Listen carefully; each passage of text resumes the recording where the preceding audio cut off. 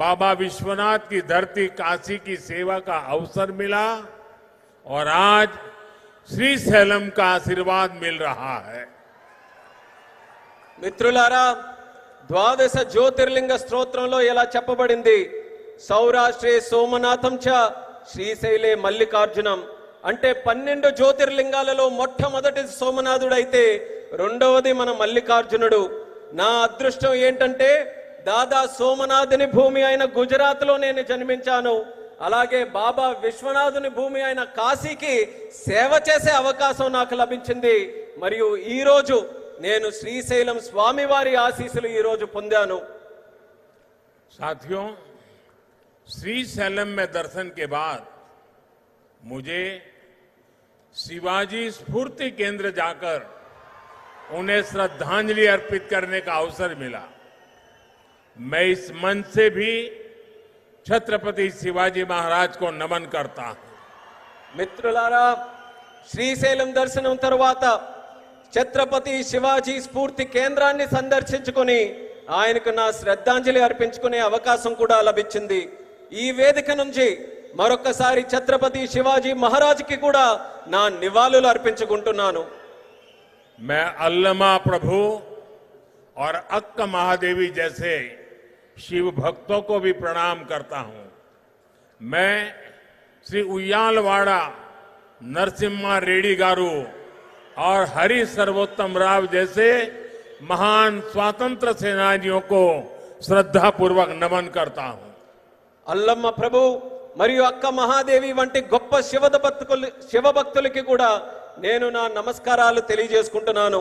శ్రీ ఉయ్యాలవాడ నరసింహారెడ్డి గారు మరియు హరి సర్వోత్తమరావు గారు వంటి గొప్ప స్వాతంత్ర సమరయోధులకి కూడా నా శ్రద్ధాంజలి అర్పించుకుంటున్నాను. साथियों, हमारा आंध्र प्रदेश स्वाभिमान और संस्कृति की धरती है और साथ ही साइंस और इनोवेशन का सेंटर भी है। यहां असीमित संभावनाएं भी है और युवाओं का अनंत सामर्थ्य भी है। మిత్రులారా, మన ఆంధ్రప్రదేశ్ ఆత్మ గౌరవానికి మరియు సంస్కృతికి నిలయం. మరి ఇది సైన్స్ కు ఇన్నోవేషన్ కి కూడా ఒక కేంద్రం. ఇక్కడ అనంతమైన అవకాశాలు ఉన్నాయి మరియు ఇక్కడ యువతకి అపారమైనటువంటి శక్తి కూడా కలిగి ఉంది. आंध्र को अगर जरूरत थी तो सही विजन और सही नेतृत्व की जरूरत थी। आज चंद्रबाबू नायडू गारू और पवन कल्याण गारू के रूप में आंध्र के पास वो विजनरी लीडरशिप भी है और केंद्र सरकार का पूरा सहयोग भी है। ఆంధ్రాకి ఏదైనా అవసరం ఉంది అంటే ఒక సరైన విజన్ మరియు సరైన నాయకత్వం తాలూకు అవసరం ఉంది. నేడు చంద్రబాబు నాయుడు గారు మరియు పవన్ కళ్యాణ్ గారి రూపంలో ఆంధ్రాకి ఆ శక్తివంతమైనటువంటి నాయకత్వం ఉంది మరియు కేంద్ర ప్రభుత్వం తాలూకా పూర్తి మద్దతు కూడా లభిస్తుంది. साथियों, पिछले 16 महीनों में आंध्र प्रदेश में विकास की गाड़ी तेज गति से दौड़ रही है। डबल इंजन की सरकार में अभूतपूर्व प्रगति हो रही है। आज दिल्ली और अमरावती मिलकर तेज विकास की दिशा में आगे बढ़ रहे हैं। మిత్రులారా, గత 16 నెలల్లో ఆంధ్రప్రదేశ్లో అభివృద్ధి తాలూకా వాహనం శరవేగంగా కదులుతుంది. డబుల్ ఇంజిన్ ప్రభుత్వంలో రాష్ట్రం అపూర్వమైన ప్రగతి కూడా సాధిస్తుంది. నేడు ఢిల్లీ మరియు అమరావతి ఈ రెండు కలిసి వేగవంతంగా అభివృద్ధి వైపు ముందుకు సాగుతున్నాయి. और जैसा चंद्रबाबू ने कहा, इस तेज गति को देख करके मैं कह सकता हूं कि 2047 में आजादी के जब 100 साल होंगे, विकसित भारत होके रहेगा। చంద్రబాబు గారు చెప్పినట్టు నేను చెప్పగలను, 2047 నాటికి ఎప్పుడైతే భారతదేశం 100 సంవత్సరాలు స్వాతంత్రం సంపాదించుకుని తయారవుతుందో ఆనాటికి ఖచ్చితంగా ఈ భారతదేశం వికసిత భారతదేశంగా తయారవుతుంది. अभी बाबू ने बहुत ही भावना के साथ अपने विचारों को व्यक्त किया, लेकिन मैं विश्वास से कहता हूं कि 21वीं सदी हिंदुस्तान की सदी होने वाली है. ఇప్పుడు 21वीं सदी 140 करोड़ हिंदुस्तानियों की सदी होने वाली है. ఇప్పుడు బాబు గారు ఎంతో ఆవేదనతో భావాలతో మాట్లాడారు. అదే రకంగా నేను కూడా చెప్పగలను, ఈ 21వ శతాబ్దం భారతదేశం తాలూకా శతాబ్దం. ఈ 21వ శతాబ్దం భారతీయులు 140 కోట్ల భారతీయుల తాలూకా శతాబ్దం ఇది. साथियों, आज भी यहां सड़क, बिजली, रेलवे, हाईवे और व्यापार से जुड़े कई प्रोजेक्ट्स का उद्घाटन और शिलान्यास किया गया है. ये प्रोजेक्ट्स राज्य में कनेक्टिविटी को मजबूत करेंगे, इंडस्ट्री को बढ़ावा देंगे और लोगों के जीवन को आसान बनाएंगे. మిత్రులారా, నేడు రోడ్లు, విద్యుత్ రంగం, రైల్వే, హైవేలు మరియు వాణిజ్యానికి సంబంధించిన అనేక ప్రాజెక్టులకి శంకుస్థాపన మరియు ప్రారంభోత్సవం చేసుకుంటున్నాం. ఈ ప్రాజెక్టుల వల్ల రాష్ట్రంలో కనెక్టివిటీ బలోపేతం అవుతుంది మరియు పరిశ్రమలకి ఊతమిస్తూ మరియు ప్రజల జీవితాన్ని కూడా సులభం చేసే అవకాశం కల్పిస్తుంది. इन परियोजनाओं से करनूल और आसपास के इलाकों को बहुत फायदा मिलेगा. मैं इन परियोजनाओं के लिए राज्य के सभी लोगों को बधाई देता हूं. ఈ ప్రాజెక్టుల వల్ల కర్నూలు మరియు పరిసర ప్రాంతాలకు ఎంతో ప్రయోజనం చేకూరుతుంది. ఈ ప్రాజెక్టుల కోసం రాష్ట్ర ప్రజలందరికీ కూడా మరొక్కసారి నా తాలూకా అభినందనలు తెలియజేసుకుంటున్నాను. साथियों, किसी भी देश और राज्य विकास के लिए एनर्जी सिक्योरिटी बहुत जरूरी है. आज यहां बिजली के क्षेत्र में अराउंड 3000 करोड़ रुपीस का ट्रांसमिशन प्रोजेक्ट शुरू हुआ है. इससे देश की एनर्जी कैपेसिटी और बढ़ेगी. మిత్రులారా, ఏ దేశమైనా రాష్ట్రమైనా అభివృద్ధి చెందాలనంటే ఇంధన భద్రత చాలా కీలకం. నేడు విద్యుత్ రంగంలో కూడా దాదాపు 3000 కోట్ల రూపాయలు విలువైన ట్రాన్స్మిషన్ ప్రాజెక్టులు కూడా మనం ప్రారంభించుకుంటున్నాం. దీని ద్వారా దేశం తాలూకా ఇంధన సామర్థ్యం కూడా మరింత పెరగబోతుంది.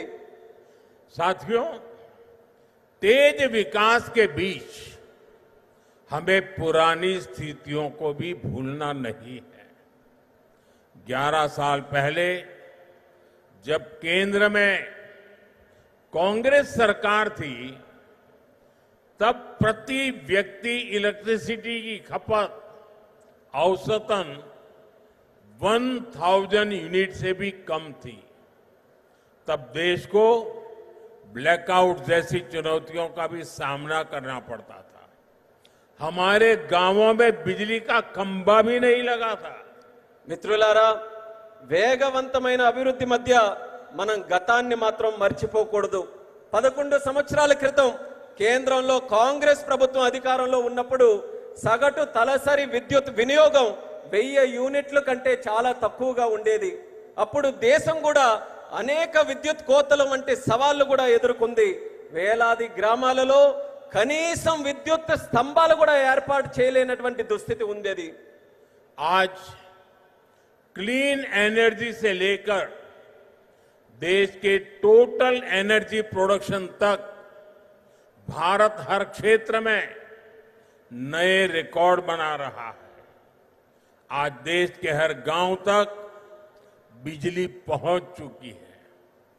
प्रति व्यक्ति इलेक्ट्रिसिटी का इस्तेमाल बढ़कर 1400 यूनिट हो गया है. इंडस्ट्री से लेकर हाउस होल्ड तक सबको पर्याप्त बिजली मिल रही है. నేడు భారతదేశంలో క్లీన్ ఎనర్జీ నుంచి టోటల్ ఎనర్జీ ప్రొడక్షన్ వరకు ప్రతి రంగంలో కూడా మన దేశం కొత్త రికార్డుల్ని సమకూర్చుకుంటుంది. నేడు దేశంలోని ప్రతి గ్రామం కూడా మనం చూసుకుంటే విద్యుదీకరణ జరిగింది. తలసరి విద్యుత్ వినియోగం ఇప్పుడు 1400 యూనిట్లకి పెరిగింది. పరిశ్రమ నుండి గృహాల వరకు ప్రతి ఒక్కరికి కూడా తగినంత విద్యుత్ ఈ రోజు చక్కగా లభిస్తుంది. साथियों, देश की इस एनर्जी रिवॉल्यूशन का एक बड़ा केंद्र हमारा आंध्र प्रदेश है। चंद्रबाबू के नेतृत्व में आज यहां श्रीकाकुलम से अनुगुल तक नेचुरल गैस पाइपलाइन प्रोजेक्ट शुरू हुआ है। ये पाइपलाइन लगभग 15 लाख घरों को गैस सप्लाई देगी। మిత్రులారా, దేశంలో ఈ ఇంధన విప్లవానికి మన రాష్ట్రం ఆంధ్రప్రదేశ్ ఒక ప్రధాన కేంద్రంగా ఉంది. మన ముఖ్యమంత్రి వర్యులు చంద్రబాబు నాయుడు గారి నేతృత్వంలో ఈ రోజు శ్రీకాకుళం నుంచి అంగుల్ వరకు సహజ వాయువు పైప్ లైన్ ప్రాజెక్టు ప్రారంభించబడింది. ఈ పైప్ లైన్ సుమారు 15 లక్షల ఇళ్లకు గ్యాస్ సరఫరా కూడా చేయబడుతుంది. आज चित्तूर में एलपीजी बॉटलिंग प्लांट शुरू हुआ है। ये प्लांट रोजाना 20,000 सिलेंडर्स भरने की क्षमता रखता है। इससे लोकल ट्रांसपोर्ट और स्टोरेज सेक्टर में जॉब्स बढ़ेगी, युवाओं को नए अवसर मिलेंगे। ఈ రోజు చిత్తూరులో కూడా ఎల్పిజి బాట్లింగ్ ప్లాంట్ ప్రారంభించబడింది. ఈ ప్లాంట్ రోజుకు 20,000 సిలిండర్లు నింపే సామర్థ్యం కలిగి ఉంది. ఇది స్థానిక రవాణా మరియు స్టోరేజ్ రంగంలో ఉద్యోగాలను పెంచుతుంది మరియు యువతకి మరిన్ని కొత్త అవకాశాలు కూడా కల్పించే బాధ్యత తీసుకుంటుంది. साथियों, विकसित भारत के लक्ष्य तक तेजी से पहुंचने के लिए आज देश में मल्टी मॉडल इंफ्रास्ट्रक्चर का विकास हो रहा है। विलेज से सिटी और सिटी से पोर्ट तक कनेक्टिविटी पर हमारा बहुत जोर है। सब्बवरम शिलानगर से के बीच नया हाईवे तैयार होने से कनेक्टिविटी और बढ़ेगी। మిత్రులారా, వికసిత్ భారత్ అనే లక్ష్యాన్ని వేగంగా సాధించడానికి నేడు దేశంలో మల్టీ మోడల్ ఇన్ఫ్రాస్ట్రక్చర్ ప్రాజెక్ట్ శరవేగంగా అభివృద్ధి చేయబడుతున్నాయి. గ్రామాల నుండి నగరాల వరకు, నగరాల నుండి పోర్టుల వరకు కనెక్టివిటీపై మేము బలమైన ప్రాధాన్యత ఈ రోజు ఇస్తున్నాం. విశాఖపట్నంలో సబ్బవరం నుంచి షీలానగర్ మధ్యలో కొత్త హైవే ఏదైతే పూర్తి చేయడం వలన కనెక్టివిటీ మరింత మెరుగుపడుతుంది. रेलवे के क्षेत्र में भी नए युग की शुरुआत हुई है। नई रेल लाइनों की शुरुआत होने से, रेल फ्लाईओवर बनने से यात्रियों को सुविधा मिलेगी और इस क्षेत्र के उद्योगों को नई गति मिलेगी। అలానే రైల్వే రంగంలో కూడా ఒక కొత్త యుగం ప్రారంభమైంది. కొత్త రైల్వే లైన్లు అలాగే రైల్వే ఫ్లైఓవర్లు ప్రారంభం వల్ల ప్రయాణికులకి మెరుగైన సౌకర్యం అందుతుంది మరియు ఈ ప్రాంతంలో పరిశ్రమలకు కూడా ఒక కొత్త ఊతం వస్తుంది. साथियों, आज 2047 के विकसित भारत का संकल्प हम सबके सामने है और इस संकल्प को स्वर्ण आंध्रा के लक्ष्य से नई ऊर्जा मिल रही है। हम सब जानते हैं, जब टेक्नोलॉजी की बात होती है तो हमारा आंध्र और यहां के युवा बहुत आगे रहते हैं। डबल इंजन की सरकार में हम आंध्रा के इस पोटेंशियल को और बढ़ा रहे हैं। మిత్రులారా, ఈ రోజు 2040 నాటికి వికసిత్ భారతదేశం మనం సాధించాలనే సంకల్పంతో అందరం కూడా ముందుకు నడుస్తున్నాం. మరియు ఈ సంకల్పానికి స్వర్ణ ఆంధ్రప్రదేశ్ అనే లక్ష్యం మరింత శక్తిని అందిస్తుంది. మనందరికీ తెలుసు, టెక్నాలజీ విషయానికి వస్తే మన ఆంధ్రప్రదేశ్ అలాగే మరియు ఇక్కడ యువత చాలా ముందుంటారు. డబుల్ ఇంజిన్ ప్రభుత్వంలో మేము ఆంధ్రప్రదేశ్ యొక్క ఈ ప్రత్యేక సామర్థ్యాన్ని మరింత పెంచబోతున్నాం. साथियों, आज भारत की और आंध्र प्रदेश की स्पीड और स्कोप, इसको पूरी दुनिया देख रही है। 2 दिन पहले ही आंध्र प्रदेश में गूगल ने बड़ा निवेश करने का ऐलान किया है। మిత్రులారా, ఈ రోజు భారతదేశం మరియు ఆంధ్రప్రదేశ్ యొక్క వేగం మరియు సామర్థ్యం యావత్ ప్రపంచం గమనిస్తుంది. 2 రోజుల క్రితం గూగుల్ లాంటి ప్రధానమైన సంస్థ ఆంధ్రప్రదేశ్ లో ఒక పెద్ద పెట్టుబడిని కూడా ప్రకటించింది. गूगल यहां हमारे आंध्र प्रदेश में भारत का पहला आर्टिफिशियल इंटेलिजेंस हब बनाने जा रही है। और कल जब मैं गूगल के सीईओ से बात कर रहा था, उन्होंने मुझे कहा कि अमेरिका के बाहर दुनिया के कई देशों में हमारा निवेश है, लेकिन सबसे ज्यादा निवेश अब हम आंध्र में करने जा रहे हैं। इस नए एआई हब में पावरफुल एआई इंफ्रास्ट्रक्चर